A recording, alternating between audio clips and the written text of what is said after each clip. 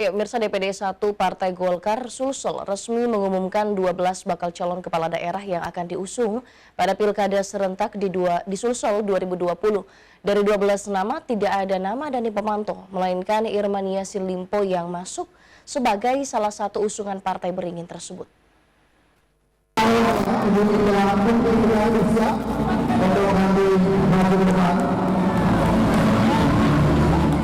DPD 1 Partai Golkar Sulsel resmi mengumumkan 12 bakal calon kepala daerah yang akan diusung pada Pilkada serentak di Sulsel 2020. Yang menarik bukan mantan Wali Kota Makassar Muhammad Ramdan Pemanto atau Dani Pemanto yang ditetapkan sebagai bakal calon Wali Kota Makassar usungan Partai Golkar di Pilkada serentak 9 Desember 2020 mendatang, melainkan mantan Kepala Dinas Pendidikan Sulawesi Selatan Irmania Limpo atau None yang ditetapkan sebagai bakal calon Wali Kota Makassar usungan Partai Beringin.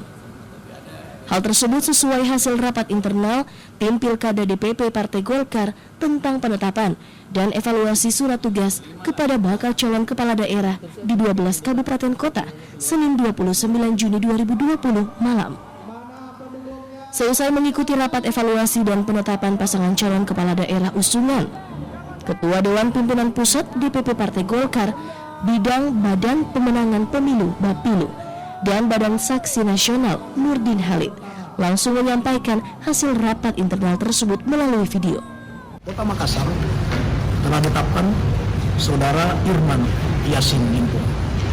Itulah hasil penetapan untuk calon bupati, calon wali kota bersama wakilnya se-Selatan. Kader Golkar harus bersatu, harus kompak melaksanakan keputusan Dewan Pimpinan Pusat Partai Golongan Karya. Hidup Golkar.